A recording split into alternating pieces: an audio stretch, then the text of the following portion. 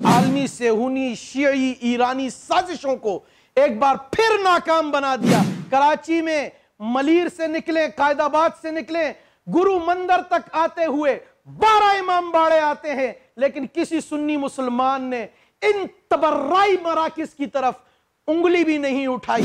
شیعہ تبرعی جسارتوں کے خلاف ابھی اپنا رد عمل دیا ہی تھا کہ آج ایک بار پھر تبرعی ذاکر ناظر نقوی اور سید اصغر نقوی جو صوبائی صدر ہے تحریک نفاذ فقہ جعفریہ کا، دوبارہ اپنی مکروہ اصلیت دکھاتے ہوئے اپنے تبرعی عقیدوں کو دہراتے ہوئے کہا کہ ہم اس سے دستبردار نہیں ہوں گے، ہم تبرع کرتے رہیں گے۔ لاکھوں کی تعداد میں عظمت صحابہ کانفرنس میں شرکت کر کے حکومتی سرپرستی میں ہونے والے تبرع اور تکفیر صحابہ، توہین یاران رسول اللہ کے خلاف سخت نوٹس لیا۔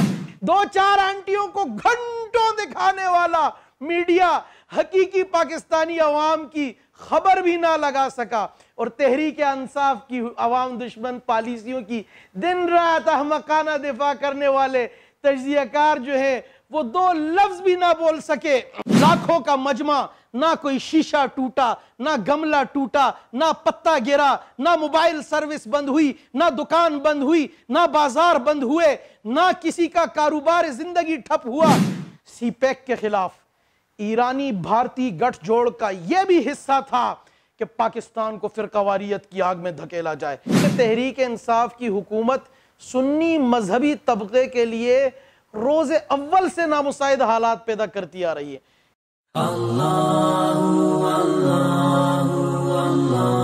بسم اللہ الرحمن الرحیم۔ عظمت صحابہ کانفرنس مسلمانوں کا حکومتی ایما پر توہین صحابہ کے خلاف ریفرینڈم۔ آصف رضا علوی نامی بدبخت جس پر کئی شہروں میں FIRs کٹی ہوئی تھی اور وہ اسلام آباد میں بین تھا، لیکن تحریک انصاف کی حکومت کی انتظامیہ نے اس پر سے بین ہٹا کر اسے اسلام آباد داخلے کی اجازت دی، جس نے بعد از انبیاء کائنات کے سب سے افضل انسان اور خلیفہ اول حضرت ابوبکر صدیق رضی اللہ تعالی عنہ کے خلاف بازاری تبرعی زبان استعمال کی، جو کہ قومی ایکشن پلان کی دھجیاں اڑانا اور پیغام پاکستان کو جوتے کی نوک پر رکھنا ہے۔ اہل سنت کے شدید احتجاج پر اس کے خلاف پرچہ تو درج ہوا، لیکن ساتھ ہی یہ خبر گردش کرنے لگ گئی کہ اس نے زلفی بخاری سے ملاقات کی، جس نے اسے پروٹیکٹ کیا اور اسے لندن فرار کروا دیا، اگرچہ کہ اس کی تصدیق بھی نہ ہو سکی۔ جب سے زمام اقتدار تحریک انصاف کے ہاتھوں میں بالادست قوتوں نے دی ہے، تب سے تحریک انصاف کی حکومت سنی مذہبی طبقے کے لیے روز اول سے نامساعد حالات پیدا کرتی آ رہی ہے۔ کبھی قادیانیت نوازی تو کبھی شاتمین رسول کی رہائی، عالمی مالیاتی اداروں کی ایما پر سنی مذہبی طبقے کے خلاف قانون سازی، تو کبھی کرونا کی آڑ میں مساجد، مدارس، نماز اور اعتکاف پر پابندی۔ اس محرم الحرام کے مہینے میں تو تحریک انصاف کی حکومت نے تبرعی ذاکرین کو کھلی چھوٹ دی۔ اس کے بعد دیگر شہروں میں بھی تبرعی ذاکرین مقدسات اہل سنت کی توہین کرتے رہے، حتیٰ کہ کراچی میں سب سے بڑے غیر ضروری ماتمی جلوس میں ایک ملعون ذاکر نے سرعام جناب رسول اللہ صلی اللہ علیہ وآلہ وسلم کے سسرال حضرت ابو سفیان اور سیدنا امیر معاویہ رضی اللہ تعالی عنہ پر غلیظ تبرع کیا، جس سے اہل سنت والجماعت اکثریتی عوام پاکستان کے جذبات مجروح ہوئے۔ قریب تھا کہ ملک کے امن و امان غارت ہو جاتا، اور اس موقع پر اکابرین اہل سنت نے دانشمندی کا مظاہرہ کرتے ہوئے حالات کو خراب ہونے سے بچایا۔ سارا ملک اس واقعے پر احتجاج کناں ہے۔ ان حالات میں سنی عوام کے دباؤ میں جناب وزیر اعظم نے ایک ٹویٹ کی کہ وہ سخت نوٹس لیں گے، لیکن وزیر اعظم صاحب کا سخت نوٹس محض ٹویٹ کی حد تک ہوتا ہے، جیسے کہ سانحہ ساہیوال پر وزیر اعظم نے ٹویٹ میں کہا کہ قطر کے دورے سے واپس آ کر مجرموں کو کیفر کردار تک پہنچائیں گے، اور وہ کیفر کردار یہ تھا کہ سانحہ ساہیوال کے ملزمان کو بری کر دیا گیا۔ مسلمانوں کے لیے ناموس صحابہ انتہائی حساس مسئلہ ہے، کیونکہ اسلام قرآن شریعت کے عین گواہ اور سند صحابہ کرام ہیں۔ جب ان کی توہین ہو تو ایک مومن کے لیے یہ ناقابل برداشت ہے۔ اس پر تمام مسالک نے اپنے فروعی اختلافات کو پس پش ڈال کر تمام جماعتوں نے اپنے اپنے جھنڈوں اور شناختی علامتوں کو چھوڑ کر ملک بھر میں عمومی طور پر اور کراچی میں بالخصوص لاکھوں کی تعداد میں عظمت صحابہ کانفرنس میں شرکت کر کے حکومتی سرپرستی میں ہونے والے تبرع اور تکفیر صحابہ، توہین یاران رسول اللہ کے خلاف سخت نوٹس لیا۔ گویا یہ اجتماعات قومی ایکشن پلان ثابت ہوئے۔ اہل حدیث مکتب فکر کے علامہ ابتسام الہی ظہیر صاحب نے فیصل آباد میں کانفرنس کی۔ اس کے بعد 11 ستمبر کو دیوبندی مکتب فکر نے فقید المثال تاریخ ساز اجتماع کیا۔ 12 ستمبر کو بریلوی مکتب فکر نے جناب مفتی منیب الرحمن صاحب کی قیادت میں لاکھوں افراد نے توہین صحابہ کے خلاف ریفرینڈم کیا اور یہ پیغام دیا کہ پاکستان کی سرزمین پر صحابہ کرام اور اہل بیت عظام کی توہین ناقابل برداشت ہے اور یہ جرم سماج معاشرے کے خلاف اعلان جنگ کے مترادف ہے۔ میڈیا نے عوام پاکستان کے ان لاکھوں نفوس پر مشتمل اجتماعات کی کوریج نہیں کی۔ 2-4 آنٹیوں کو گھنٹوں دکھانے والا میڈیا حقیقی پاکستانی عوام کی خبر بھی نہ لگا سکا اور تحریک انصاف کی عوام دشمن پالیسیوں کی دن رات احمقانہ دفاع کرنے والے تجزیہ کار جو ہیں وہ 2 لفظ بھی نہ بول سکے۔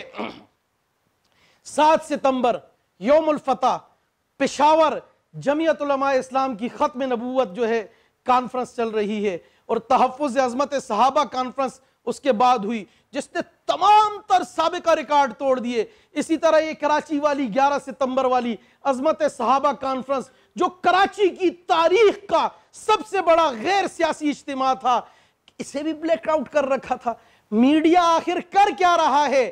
اہل سنت نے اس موقع پہ حب الوطنی کا شاندار مظاہرہ کیا اور شاندار روایت قائم کرتے ہوئے ایک عملی طور پہ بتایا کہ ہم پاکستان کے ساتھ مخلص ہیں، اور پاکستان کے اہل سنت نے جو یہ بتایا کہ یہ پاکستان مسلمانوں نے بنایا، جانیں قربان کی، اس لیے ان کو عزیز بھی پاکستان اہل سنت ہی کو ہے۔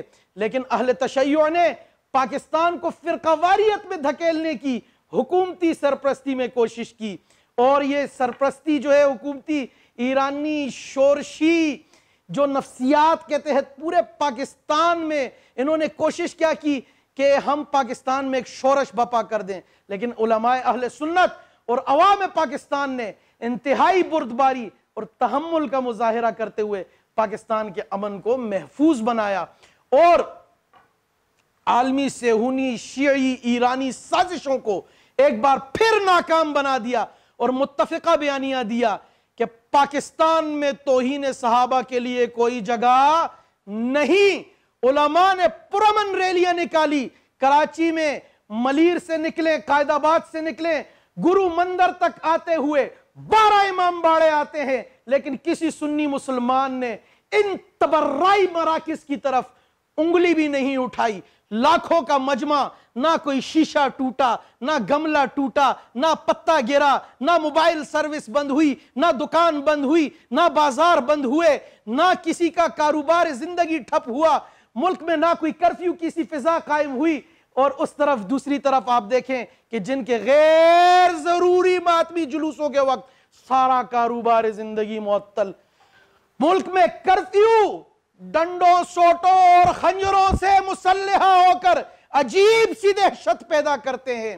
سی پیک کے خلاف ایرانی بھارتی گٹھ جوڑ کا یہ بھی حصہ تھا کہ پاکستان کو فرقہ واریت کی آگ میں دھکیلا جائے تاکہ پاکستان سرمایہ کاری کے لیے محفوظ ملک نہ رہے۔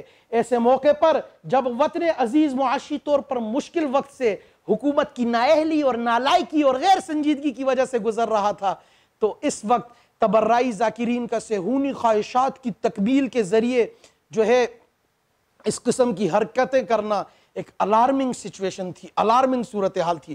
قومی سلامتی کے اداروں کو اس نازک صورتحال کا باریک بینی سے جائزہ لے کر کوئی کنکریٹ پالیسی وضع کرنی چاہیے تھی، اور عوام کو بھی کسی ملک کی پراکسی وار کا حصہ نہیں بننا دینا چاہیے تھا۔ مسلمانوں نے شیعہ تبرعی جسارتوں کے خلاف ابھی اپنا رد عمل دیا ہی تھا کہ آج ایک بار پھر تبرعی ذاکر ناظر نقوی اور سید اصغر نقوی جو صوبائی صدر ہے تحریک نفاذ فقہ جعفریہ کا، دوبارہ اپنی مکروہ اصلیت دکھاتے ہوئے اپنے تبرعی عقیدوں کو دہراتے ہوئے کہا کہ ہم اس سے دستبردار نہیں ہوں گے، ہم تبرع کرتے رہیں گے۔ وہ عاشورہ والی جو اس نے جو بکواس وہاں کھڑے ہو کے صحابہ کرام پہ کی، بولا وہ ہمارا عقیدہ ہے، ہم پڑھتے رہیں گے۔ ایسے وقت میں یہ ویڈیو بیان اور اس ذاکر کی یہ ڈٹائی اور بے شرمی کی انتہا ہمارے زخموں پہ نمک چھڑکنے کے مترادف ہے۔ یہ قومی سلامتی پر ایک ضربکاری ہے۔ اہل سنت کروڑوں مسلمانوں کے جذبات کو مشتعل کر کے امن عامہ کو خراب کرنے کی اور ایرانی لابی کو صہیونی خواہشات کے تحت پاکستان کو فرقہ وارانہ فسادات میں جھونکنے کی خوفناک اور شرمناک سازش ہے۔ زوم میڈیا جمعیت علماء اسلام اور اہل سنت والجماعت کی قیادت اور کراچی کانفرنس کے عقائدین و عمائدین مولانا ڈاکٹر عادل خان صاحب، مولانا اورنگزیب فاروقی صاحب، مولانا طلحہ رحمانی صاحب، مفتی زبیر صاحب، اپنے پیر جی حضرت عبداللہ شاہ مظہر صاحب، قاری عثمان صاحب، ڈاکٹر منظور مینگل صاحب اور ان کے تمام رفقا کو خراج عقیدت پیش کرتا ہے۔ عظمت صحابہ کانفرنس میں مفتی تقی عثمانی صاحب اور مولانا فضل الرحمان صاحب کے پیغامات بھی پڑھ کر سنائے گئے، قاری حنیف جلندری صاحب کے پیغام پڑھ کر بھی سنایا گیا۔ مفتی تقی عثمانی صاحب کے حکومت وقت سے 3 مطالبات تھے۔ اول، گستاخوں کو سزا دی جائے۔ دوم، مؤثر قانون، ایک ایسا قانون بنایا جائے کہ جس پر عمل درآمد بھی ہو، اور سوئم، جلوسوں پر پابندی لگائی جائے۔ مفتی تقی عثمانی صاحب کا پیغام سنی قومی بیانیے کی حیثیت رکھتا ہے۔ ہم مطالبہ کرتے ہیں کہ مفتی تقی عثمانی صاحب کے مطالبات کو قومی بیانیہ بنایا جائے۔ جزاک اللہ خیر، احسن الجزا۔